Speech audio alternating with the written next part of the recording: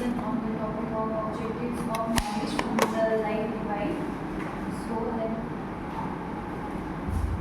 let me give you a quick introduction of the concept of knowledge. The concept of knowledge in the philosophy of Sri Aurobindo, especially in the life divine, goes beyond the intellectual conceptual understanding. Knowledge is not merely intellectual or analytical. Rather, it is a profound spiritual process that leads to the transformation of human consciousness and life.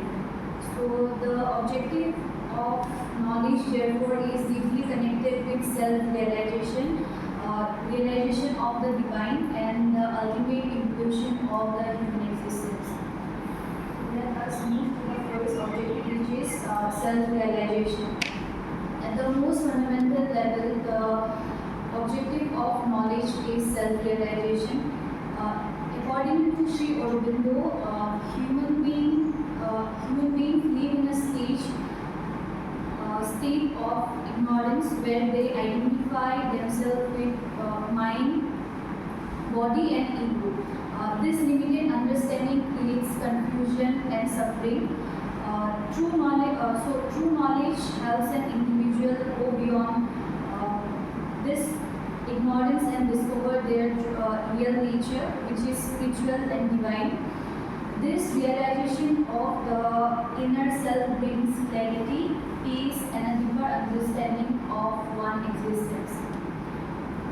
Now let us move to the knowledge. What do you mean by self-realization? Liberation. No, at the materialistic level. What is your understanding? So far, you have passed through the classical and Western. Now we are going to finish second also. So in almost in all the aspects of Sri Aurobindo, we come across this self-realization and higher levels of consciousness and all. So what's your understanding about self-realization? Getting close to cosmic reality, that is Brahman. And at the same time, what actually that discretion should come. That is the first step, self-will. What actually what vision of each one of us. It's not the thing for one. It is uniformly applied for all. This vision and these objectives must be what one should realize. And apart from that, in the previous slides, we mentioned that ego, dualities, greediness, emotions, attachments, all which is very difficult for us at the empirical level to shed. Even while in the deathbed also, it is the human nature that we have to we can give some more time, we can have so more attachments like that. But the concept of self-realization or the divine life, it is very difficult to thoroughly practice. Through that only this philosophy has come. That's what Sri Aurobindo can be considered as the greatest. Next. Beyond self-realization, knowledge aims at the realization of the divine or ultimate reality. Sri Aurobindo explains that divine is not something separate from the world, but is present within us, all aspects of existence. Through true knowledge, an individual comes to experience the unity between the self and the divine. This realization removes the sense of separation and leads to the feeling of oneness, which is the universe. It changes the way a person perceives life, making it more meaningful and harmonious. Removal of ignorance, avidya. So another important objective of knowledge is the removal of ignorance. Ignorance causes human beings to see the world in a fragmented and a limited way. It leads to false belief, achievements, and suffering. Knowledge acts as a light that removes this darkness and reveals the truth. By overcoming ignorance, a person gains clear vision of reality and is able to live with greater awareness and wisdom. And when it comes to the question of ignorance, how would your mindset while you are in your previous ages and now in the present period? Would you find any difference and any kind of distinction?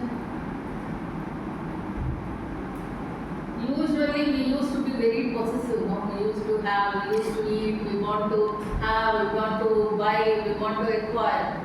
But as and when you compare our ages from what the adolescence to the teenage and the next maturity levels, definitely we find the difference. That itself can be considered as what a point that means keeping oneself away from the ignorance.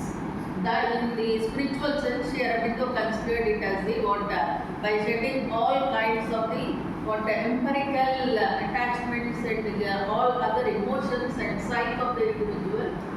This is one kind of shedding the ignorance. Furthermore, knowledge in Sri Aurobindo's philosophy is not static but transformative. Its purpose is to elevate human consciousness from lower levels to higher levels.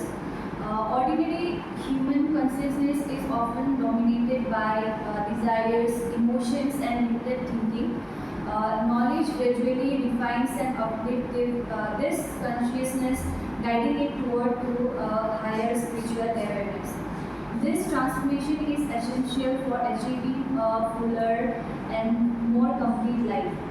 So Sri Aurobindo also introduced the idea of a higher level of consciousness known as supermind. The objective of knowledge is to reach this higher plane where truth is directly perceived without confusion or division. Unlike the human mind, which analyzes and separates the supermind and unites and sees reality as a whole. Attaining this level of knowledge allows an individual to experience perfect harmony and truth. When did you refer this? Your And then, if possible, you go through this incarnate world. First, Aurobindo easy understanding. That really gives the key features and the silent features are the characteristics. All this kind you may get. If you would be able to do further of the Aurobindo reading, Google it, incarnate world, Incarnate. then you can get the best material.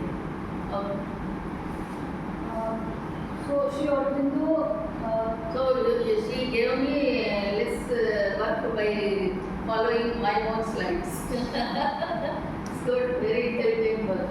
Then So finally, the highest objective of in addition, the objective of knowledge is to bring about an integration of all aspects of life. It does not reject the world, but seeks to harmonize the physical, mental, and spiritual dimension of existence. Knowledge helps a person to live a balanced life with inner spirituality and outer action are in unity. This integrated approach distinguishes Sri Aurobindo's philosophy from other views that separate spiritual life from worldly life. So finally, the highest objective of knowledge is the transformation of human life into divine life. Sri Aurobindo emphasized that the goal is not merely to escape from the world but to transform it.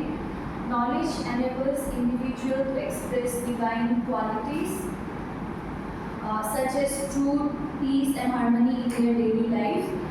This leads to the creation of a higher form of existence where human life reflects the presence of the divine. Conclusion. So the objective of the knowledge of the life divine is a comprehensive and transformative ideal. It begins with self-realization, progresses through the realization of the divine, and culminates in the complete transformation of human life and consciousness. So knowledge, therefore, is not just a means of understanding reality, but a path to becoming one with it and expressing it in life. so here the objective of you claps. What actually the objective of knowledge, and for that knowledge Sri Aurobindo has given us the Gnostic being. That is the unique term given by him to the person who has got highest wisdom. I think he himself would be the best person to adopt that word, Gnostic being. So that is the uniqueness of the Aurobindo. So now go to my slides which I have prepared for the class.